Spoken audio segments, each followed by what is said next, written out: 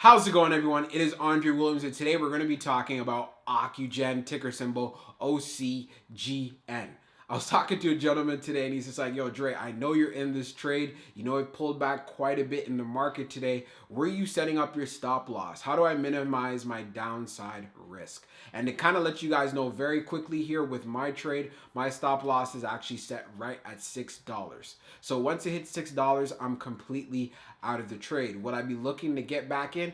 Maybe, but again, that's just the way how I minimize my risk. So that's what I'm willing to actually lose. Now, taking into consideration of what happened in regards to the market conditions, a lot of stocks were actually affected by that. But I was fairly surprised by the fact of how strong OCGN actually was. So that's something to take into consideration. It also tells me even more my current position is looking really good, and I'm looking forward to seeing a run up. Now, so in this video, as far as for the agenda, we're going to be doing a technical analysis, which is going to talk about some possible areas if it decides to pull back and what I'm actually looking for if it decides to actually make a run.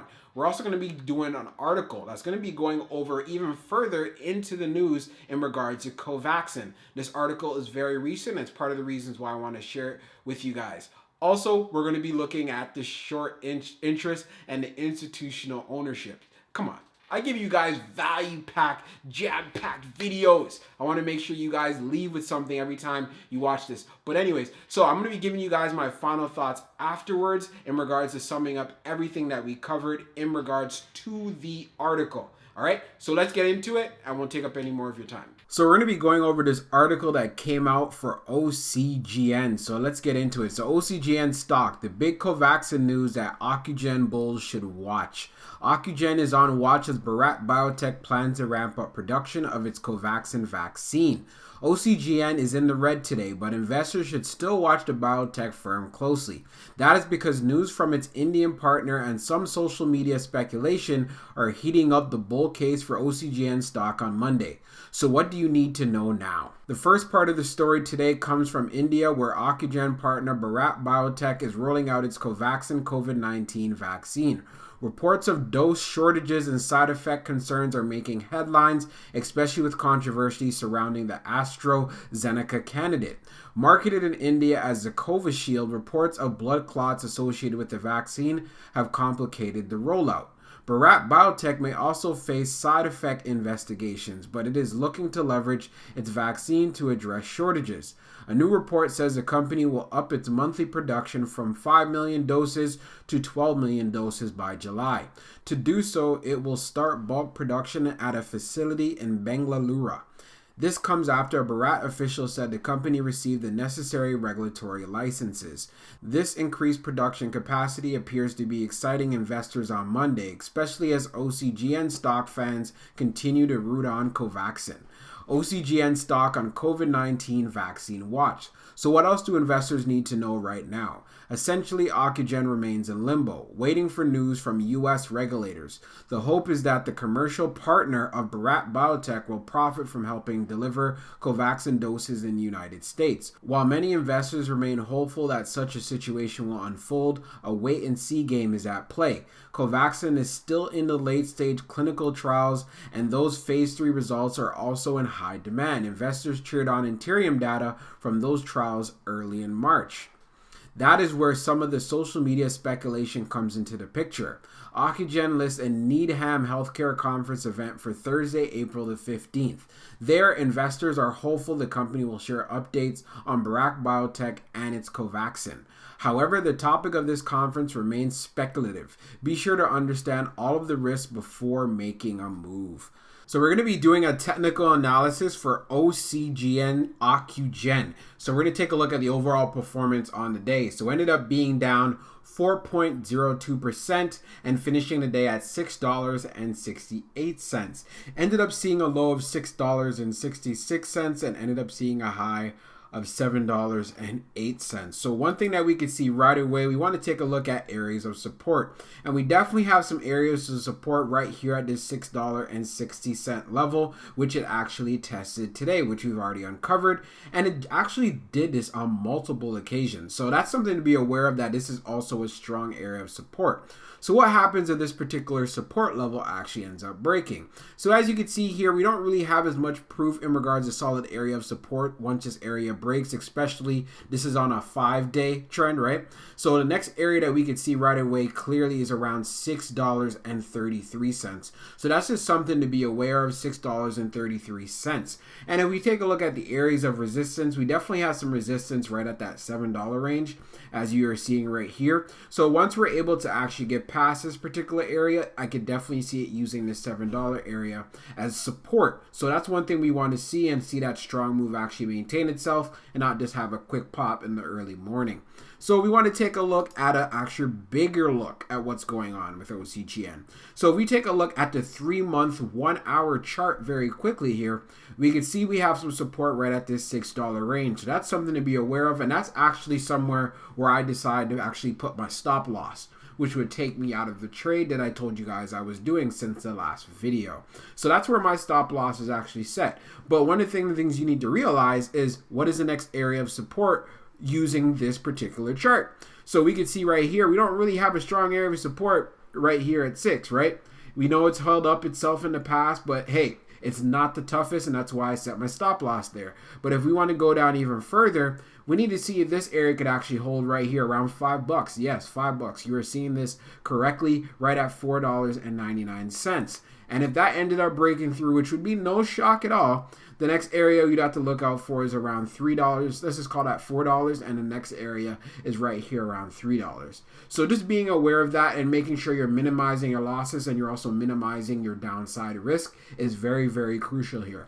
But what I was saying before previously, that $7, I want to see it be able to actually break through this area, start building up some more consolidation and support, so we can see that strong move where it tested right here at $8, because that's definitely a clear area of resistance that we're seeing, and also right over here around $9. So I do believe these particular areas can be support levels and facilitate a run if we end up having a great catalyst coming in through OCGN. So we're on fintel.io for OCGN, and we're going to be taking a look at the institutional ownership. So as far as overall amount of institutional owners, it stands at 64 for OCGN. We also see a notable name here. We have the Vanguard Group, and the amount of shares that they're holding right now is around 9 million, definitely ahead of everyone else who also has a good amount of shares in OCGN. Now, what we want to do is take a look what's been going down recently. So green rows indicate new positions, while red rows indicate closed positions. So we can see here there's definitely been some institutional ownership as of late. Even if we go back to here to almost, let's say this is called this around the middle of February the 16th.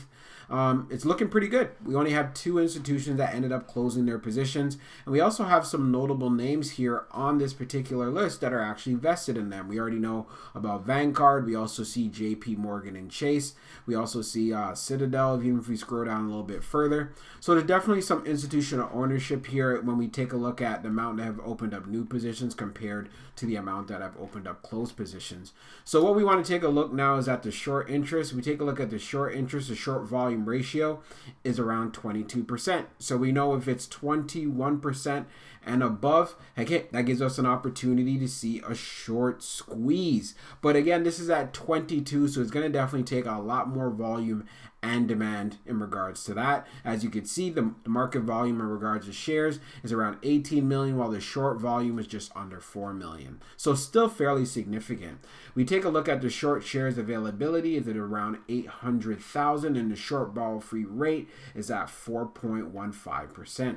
And here it is at 21 or 22 for the short volume ratio. If we look in the past here, aside from being at 24 back on April the 7th, hey, it's actually not looking that bad. So what this means is overall sentiment, what institutions and funds are seeing this as, hey, like, you know what? Some are skeptical, but we still have a good amount that are actually bullish on OCGN.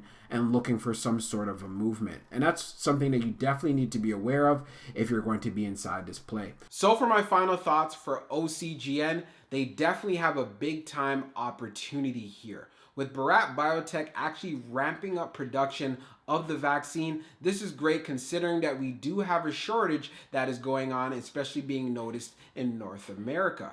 Another thing to be aware of is a catalyst that's going to be coming on April the 15th, where we might be getting more of an update with Covaxin. So I know a lot of people are also looking forward to that as well. We also have been hearing in the news about shortages. Hey, we don't have enough of the vaccine. And then on top of that, we're also hearing about side effects. So again, it's going to be very interesting to see how this thing plays out. We also got to know about Covaxin is also in the late stages of their phase 3 trials. So we got to be keeping an ear out and wondering, how's that going to turn out? Is it going to be good? Is it going to be something that will actually push the government and US regulators to say, you know what? Yes, we could use this. And it's outside of the US as well. We got to take a look at other areas, Mexico, Canada, where I'm at, and so forth. Like, this could be something that is very, very huge overall for the company. But one thing I want you guys to be aware of is making sure that you minimize your downside risk here. Because we do see with the previous history